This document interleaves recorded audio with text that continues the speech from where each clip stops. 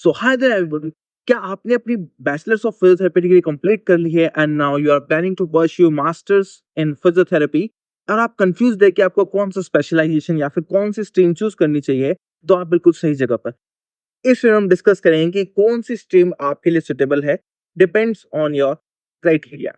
So my dear friends, जब आप अपनी बैचलर्स ऑफ फिजियोथेरेपी डिग्री खत्म कर लेते हैं तो आप कुछ लोग जो है वो परस्यू करना चाहते हैं मास्टर्स, और कुछ लोग जो है अपने बैचलर लेवल पे ही अपना आगे प्रोफेशन को कंटिन्यू करते हैं। तो मास्टर स्पेशलाइजेशन करने के आपके अलग अलग वेज होते हैं। कुछ लोग प्रेफर करते हैं मास्टर स्पेशलाइजेशन जिससे कि उनका जो पे स्केल है वो बढ़ सके या फिर एक्सपीरियंस बढ़ सके, और कुछ लोग मास्टर्स स्पेशलाइजेशन इसलिए करते हैं क्योंकि वो आगे एकेडमिक्स में अपना जो करियर है उसको परस्यू करना चाहते हैं। तो इन दो चीज पे बेस्ड होता है कि आपको कौन सा स्ट्रीम आगे चूज करना चाहिए। सो अगर आप किसी से पूछते हैं कि आपको मास्टर्स में कौन सा स्ट्रीम लेना है, तो आपके जो सीनियर्स होते हैं आपको ये रिकमेंड करते हैं कि आपका जिस चीज में इंटरेस्ट हो, जिस सब्जेक्ट में इंटरेस्ट हो, आपको उसमें आगे परस्यू करना चाहिए। लेकिन 90% लोगों को ये नहीं पता चलता है कि मेरा इंटरेस्ट किस चीज में है, और वो बहुत ज्यादा कंफ्यूज रहते हैं जब उनको अपनी पर्टिकुलर स्ट्रीम को ही चूज करनी होती है। सो माय डियर फ्रेंड्स, इस वीडियो में ये सब डिस्कस करेंगे कि आपको क्या कंसिडर करना चाहिए जब आप अपनी एक स्ट्रीम चूज करने जा रहे हैं। एंड ज्यादातर लोग मास्टर स्पेशलाइजेशन करते हैं इससे कि उनका पे स्केल बढ़ सके, एक्सपीरियंस बढ़ सके। तो हम उसके बेस पे वीडियो में कंटिन्यू करेंगे कि आपके लिए कौन सी जो प्रेफरेंस है या कौन स्ट्रीम है उसको कौन सी स्ट्रीम को किस प्रेफरेंस पे रखना चाहिए। दूसरा, इस वीडियो में हम कोई कंपैरिजन नहीं करेंगे कि कौन सी स्ट्रीम बढ़िया है या कौन सी स्ट्रीम बेकार है, ऐसा कुछ नहीं है। हर हर इंडिविजुअल और physiotherapist as far as physiotherapy is concern अपनी अपनी स्ट्रीम्स में अच्छा भी कर रहे हैं और कुछ लोग अच्छा नहीं भी कर रहे हैं। तो ये सोलली डिपेंड करता है पर्सन टू पर्सन। लेकिन हम जनरलाइज एक आइडिया आपको इस वीडियो में डिस्कस करेंगे, उस जनरलाइज आइडिया के बारे में कि एक पर्टिकुलर स्ट्रीम में क्या प्रोज है और दूसरे में क्या कौन से, या फिर उसमें करके क्या फायदा है और दूसरी में वो फायदा नहीं है। तो आइए शुरू करते हैं। तो this is doctor Ishant Kumar Arora, welcome to five experience solution. तो सबसे पहले बात करते हैं, अगर आप अपने मास्टर स्पेशलाइजेशन परस्यू करना चाहते हैं और आपको समझ नहीं आ रहा आपका इंटरेस्ट किस चीज में है, तो आप ज्यादातर लेते हैं लोगों के एक्सपीरियंस से। जो लोग एक पर्टिकुलर फील्ड में अच्छा कर चुके हैं उनके एक्सपीरियंस से आप आगे बढ़ते हैं। तो उसको देखते हुए अगर आप देखते हैं, क्योंकि मेन मोटिव जो होता है मोस्ट ऑफ द पीपल का ये होता है कि आप अपना मास्टर स्पेशलाइजेशन करेंगे तो आपका पे स्केल बढ़ जाएगा, आपको फर्दर अपॉर्चुनिटीज मिलेंगी, आपको जो है प्रेफरेंस मिलेगा हर जॉब में। तो ये फायदा होता है स्पेशलाइजेशन करने का।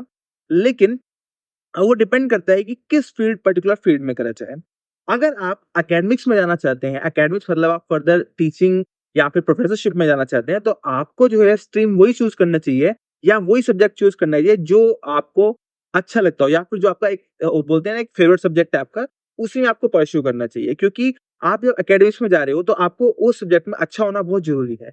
लेकिन अगर आप बात कर रहे हो, आप मास्टर स्पेशलाइजेशन करना चाहते हो फॉर सेक ऑफ, जिससे कि आपकी जो सैलरी बढ़ सके, आपका जो प्रेफरेंस बढ़ सके जॉब स्केल में, और साथ ही साथ जो है आपका जो स्पेशलाइजेशन है वो आपको हेल्प करे आपके प्रोफेशन में ग्रो करने के लिए, तो उसके लिए हम बात करते हैं हम आगे। तो अगर जो रिसर्च एकेडमिक्स वाला पार्ट है वो सोली डिपेंड करता है आपके रिसर्च पे, आपके रिसर्च इंटरेस्ट पे। और आपका रिसर्च इंटरेस्ट किस पे डिपेंड करता है कि आपका सब्जेक्ट कौन सा अच्छा है। फेवरेट सब्जेक्ट का मतलब ये नहीं कि आपको वो पसंद है, फेवरेट सब्जेक्ट का मतलब ये है कि आपको उसमें पढ़ना अच्छा लगता है और आप उसको अच्छे से समझ भी पाते हैं। ठीक है, तो आगे डिस्कस करते हैं कि अब आप बात करते हैं कि आपका फेवरेट सब्जेक्ट वाली बात नहीं है, आपको रिसर्च में या फिर एकेडमिक्स में नहीं जाना है। और अगर आपको मास्टर स्पेशलाइजेशन किसी और जो अभी रीजन डिस्कस केस की वजह से परस्यू करनी है, तो आपको कौन सा फील्ड चूज करना चाहिए। सो माय डियर फ्रेंड्स, सबसे पहले हम बात करते हैं, हम इस वीडियो में सिर्फ 4 मेन टॉपिक्स या फिर 4 मेन स्ट्रीम्स की बात करेंगे, that is sports, neurology, orthopaedics and cardiology. ये 4 मेन स्ट्रीम है। इसके अलावा भी बहुत सेवरल टाइप्स की जो है तो फील्ड्स होती हैं मास्टर इन फिजियोथेरेपी प्रोग्राम में, लाइक गायनेकोलॉजिकल स्टडीज में, पीडियाट्रिक्स में, जीरियाट्रिक्स में, हैंड में, मैनुअल थेरेपी में। There are n number of studies streams like community based rehabilitation, वो भी एक न्यू स्ट्रीम है। सो ये जो स्ट्रीम्स है ये कुछ आउट ऑफ द बॉक्स है, जिसके लिए अपॉर्चुनिटीज बहुत ज्यादा वाइड स्प्रेड नहीं है, तो उनको हम इतना डिस्कस नहीं करेंगे। मेन जो 4 स्ट्रीम्स होती हैं जो ज्यादातर कॉलेज में अवेलेबल है उनके बारे में डिस्कस करें। सो माय डियर फ्रेंड्स, सबसे पहले बात करते हैं स्पोर्ट्स फील्ड की। स्पोर्ट्स फील्ड, अगर हम अब तक की जॉब जो चेक करते हैं कि number of job availabilities, number of opportunities जो है एक पर्टिकुलर फील्ड में, और सैलरीज, तो आपको देखने को मिलेगा जब से जो खेलो इंडिया मूवमेंट आया उसके बाद से जो स्पोर्ट्स वाला फील्ड है उसमें गवर्नमेंट ऑफ इंडिया भी बहुत ज्यादा स्पेंड कर रही है। साथ में अपॉर्चुनिटी जो है स्पोर्ट्स फिजियोथेरेपी में वो बढ़ती ही जा रही है। मैक्सिमम नंबर ऑफ जॉब्स आपको स्पोर्ट्स फील्ड में देखने को मिलेगी जिसमें कि आपको मास्टर स्पेशलाइजेशन चाहिए ही चाहिए होता है। दूसरा, हर जो भी टाइप का कोई स्पोर्ट्स होता है उसमें आपको एक स्पोर्ट्स फिजियोथेरेपिस्ट चाहिए ही चाहिए होता है। तो there n number of sports, n number of academics. So most common जहाँ पे आपको स्पोर्ट्स फिजियोथेरेपी करके जॉब मिलती है लाइक सीआरपीएफ, सेंट्रल रिजर्व जो पुलिस फोर्स होती है उसमें। और दूसरा, आपको ओलंपिक क्वेस्ट में जॉब मिल सकती है, स्पोर्ट्स क्लब में आपको जॉब मिल सकती है, ट्रेनिंग सेंटर्स में आपको जॉब मिल सकती है। तो there are n number of area जहाँ पे आपकी अपॉर्चुनिटीज स्पोर्ट्स फिजियोथेरेपी करने के बाद बहुत ज्यादा होती है और आप क्लिनिकल सेटअप से हटके अपना वर्क कर सकते हैं। Moreover, if you are interested to travel abroad, अगर आपको बहुत ज्यादा इंटरेस्ट है कि आपको ट्रैवलिंग बहुत पसंद है, फैसिनेट करती है आपको ट्रैवलिंग और बाहर कंट्रीज में जाना आपको फैसिनेट करता है, तो स्पोर्ट्स फील्ड आपके लिए बहुत ज्यादा अच्छा रहेगा। क्योंकि स्पोर्ट्स फील्ड में जो होता है, अगर आप किसी पर्टिकुलर टीम के साथ वर्क कर रहे हैं तो कोई टीम मान लो कहीं खेलने के लिए, कोई स्पोर्ट्स के लिए किसी इंटरनेशनल गेम में जा रही है, अगर आप किसी इंटरनेशनल टीम का पार्ट बन चुके हैं तो उसके साथ साथ आप भी जाएंगे और वो प्लेयर या फिर वो टीम जीतती है तो आपको भी उसमें कुछ कंट्रीब्यूशन मिलेगा, उनके जो प्राइज अमाउंट होता है। तो ऐसे आपको एक अच्छा सोर्स ऑफ इनकम होता है स्पोर्ट्स फिजियोथेरेपी में, और जो अपॉर्चुनिटीज हैं as compare to other fields वो बहुत ज्यादा होती हैं स्पोर्ट्स फिजियोथेरेपी में। लेकिन आपको इसको परस्यू तभी करना है अगर आपका थोड़ा सा भी इसमें इंटरेस्ट है और आप हार्ड वर्क करने के लिए तैयार हैं। नेक्स्ट आपका आता है जो कि न्यूरोलॉजी। अब न्यूरोलॉजी एंड ऑर्थोपेडिक्स, इन दो सेटअप्स में क्या प्रॉब्लम होती है कि आप प्रॉब्लम इन सेंस ऑफ कि अपॉर्चुनिटीज के बारे में, क्योंकि ये स्पोर्ट्स से अलग है तो इनमें आपको जॉब मिलती है ज्यादातर क्लिनिकल सेटअप में और हॉस्पिटल्स में। थर्ड आता है क्लिनिक, अपना अपना ओन क्लिनिक। अब उसको भी हम अभी डिस्कस करेंगे, लेकिन हम बात करते हैं जॉब के बारे में। तो आपके पास प्राइवेट जॉब होती है, गवर्नमेंट जॉब्स होती हैं, और उसके बाद प्राइवेट और गवर्नमेंट जॉब जो कि हॉस्पिटल्स और प्राइवेट ओपीडीज या क्लिनिक में होती है। तो माय डियर फ्रेंड्स, जो इंडिया की हम बात करते हैं तो जो क्लासिकल सैलरी रेंज है वो होती है 20,000 टू 40,000 के बीच में। और किसी गवर्नमेंट कॉलेज इंस्टीट्यूट की बात कर रहे हैं तो वहां पे जॉब होती है maximum it can reach up to 55 और 60, so like AIIMS and Safdarjung. So ऐसे गवर्नमेंट हॉस्पिटल्स में आपको जॉब लगती है, उसकी थोड़ी पे स्केल ज्यादा होता है। लेकिन प्राइवेट हॉस्पिटल या फिर किसी क्लिनिक की बात करते हैं तो वहाँ पे pay scale is around 20 to 40 and particularly depends on your experience and academic excellence. So Delhi में भी बहुत सारे ऐसे क्लिनिक्स हैं जो आपको अच्छा पे करते हैं like active ortho, PY spine and Vardaan. ये ऐसे प्राइम क्लिनिक्स हैं जो में थोड़ी सैलरी बेटर होती है as compare to other clinics. तो फिर भी एक जो पर्टिकुलर रेंज है सैलरी का वो इतना अच्छा नहीं है, 20 to 40K इज देयर। सो अब आपके पास जो अगला ऑप्शन आता है अगर आप जॉब भी करना चाहते हो, क्योंकि आपको आपके पास दो ही चीजें हैं this this is I am telling apart from research and academics, कि आप एकेडमिक्स या रिसर्च में जाने के अलावा अगर आप मास्टर स्पेशलाइजेशन जॉब के लिए कर रहे हैं तो उसमें आपके पास क्या क्या ऑप्शन अवेलेबल होते हैं। तो आपके पास ऑर्थो एंड न्यूरो करके आपके पास या तो स्पेशलाइज सेंटर में लगेंगे, या फिर आप जो है गवर्नमेंट जॉब कर सकते हैं, प्राइवेट जॉब कर सकते हैं। अब गवर्नमेंट जॉब में आपको कंपटीशन ही बहुत है, फिर सैलरी जो है वो ट्रेवल करती है, रेंज करती है फ्रॉम अराउंड 40 to 50 एंड 60। और कुछ जगह पे सैलरी ज्यादा भी हो सकती है अगर आप पर्टिकुलर रिसर्च पोस्ट पे जा रहे हैं, उस पर आगे डिस्कस करते हैं। अब बात करते हैं जो सैलरी रेंज होती है वो इतनी सुपीरियर नहीं है जितनी स्पोर्ट्स में होती है। उसके अलावा अब आपके पास क्या है कि आप अपना ऑर्थोपेडिक्स या फिर आपने न्यूरोलॉजिकल स्पेशलाइजेशन किया है मास्टर्स में, तो अगर आप अपना खुद का क्लिनिक खोलना चाह रहे हैं तो आज के टाइम में जो कंपटीशन इतना ज्यादा बढ़ गया है, अगर आप दिल्ली या फिर पुणे या फिर कितनी जितनी भी स्मार्ट सिटीज हैं वहां पे अगर जाके आप क्लिनिक को विजिट करते हैं, किसी अच्छे क्लिनिक को विजिट करते हैं, तो उनका जो लमसम अमाउंट लगता है एक अच्छा क्लिनिक खोलने में, it will cost you around 50 to 70 lakh rupees. इतना आपको जो है इन्वेस्टमेंट करना पड़ता है एक अच्छा क्लिनिक खोलने के लिए। अच्छा इन टर्म्स ऑफ यहाँ पे कुछ ऐसा ही है कि जो दिखता है वही बिकता है वाला scene.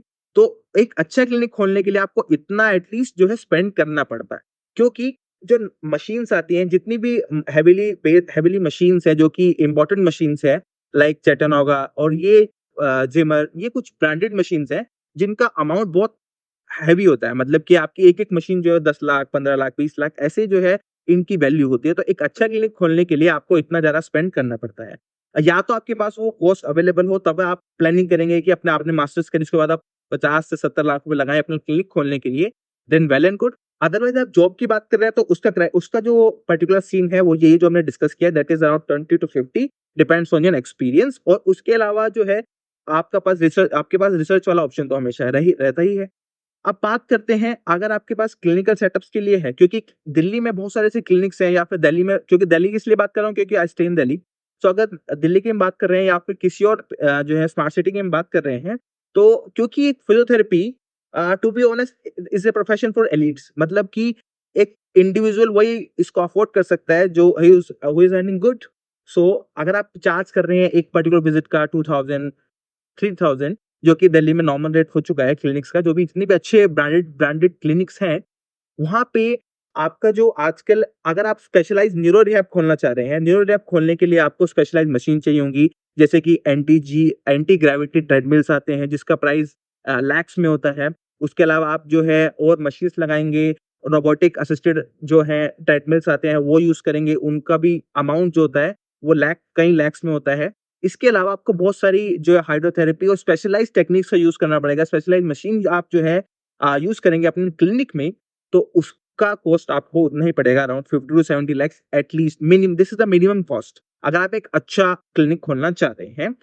So this is the scenario of sports orthopaedics and neurological physiotherapy. Orthopaedics जो सेंटर्स होते हैं, उसके अंदर आपको इतना ज़्यादा स्पेंड नहीं करना पड़ता है जितना आपको न्यूरोलॉजिकल क्लिनिक में सेटअप में आपको स्पेंड करना पड़ता है। तो ये डिफरेंस है दोनों फील्ड्स में। और इसके अलावा बात करते हैं last field, that is cardiology. So my dear friends, जो कार्डियोलॉजी फील्ड होता है, उसमें आपका ओपीडीज़ में उतना ज़्यादा रोल नहीं होता है। उस जो कार्डियोलॉजी फील्ड में आपको 2 फ़ायदे होते हैं करके, एक तो आपका जो है जितनी भी रिसर्च असिस्टेंट या फिर रिसर्च एसोसिएट वाली पोस्ट होती हैं, रिसर्च असिस्टेंट या रिसर्च एसोसिएट क्या होता है? सपोज़ कीजिए किसी गवर्नमेंट सेटअप में, किसी गवर्नमेंट कॉलेज में, किसी प्रोफेसर ने अब कोई रिसर्च ग्रांट ली, रिसर्च ग्रांट मतलब कोई फंडिंग मिली कोई प्रोजेक्ट करने के लिए, उसके लिए हमें उस पर्टिकुलर प्रोजेक्ट को आगे बढ़ाने के लिए हमें चाहिए होते हैं इंडिविजुअल्स अलग-अलग फील्ड से। सो ज़्यादातर उसमें रिक्वायरमेंट होती है अगर फिजियोथेरेपिस्ट की, तो उस फिजियोथेरेपी में ज़्यादातर जो जॉब्स निकलती हैं रिसर्च असिस्टेंट की, उसमें रिक्वायरमेंट होती है पीडियाट्रिक फिजियोथेरेपी की या फिर कार्डियो फिजियोथेरेपिस्ट की। जो मोस्ट ऑफ द जो मैं जॉब देखता आ रहा हूँ अब तक, उसमें ज़्यादातर इन 2 फील्ड्स की रिक्वायरमेंट होती है, पहली चीज़।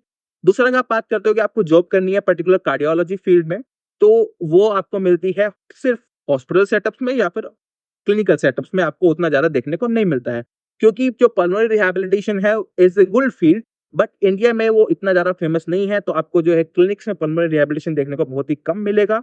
साथ में आपको इस फील्ड का जो मेन क्राइटेरिया मिलेगा, वो मिलेगा आपको हॉस्पिटल सेटअप में, आईसीयू में वर्क जो लोग करते हैं, उसमें आपको इसका फंक्शन देखने को मिलेगा। साथ में रिसर्च फील्ड जो है, वो सबके लिए ओपन है। जो रिसर्च फील्ड है, वो आपके इंटरेस्ट पे डिपेंड करता है। अगर आपका इंटरेस्ट है पर्टिकुलर किसी सब्जेक्ट में, तो आप उसमें वर्क कर सकते हैं। तो हम जैसे हम बात कर रहे थे कार्डियोलॉजी फील्ड की, कार्डियोलॉजी फील्ड में आपके पास 2 चीज़ आ गई, एक तो रिसर्च एसोसिएट की पोस्ट होती है, या फिर आप as a cardio rehab specialist work कर सकते हैं in different institution, particularly hospital based institutions only.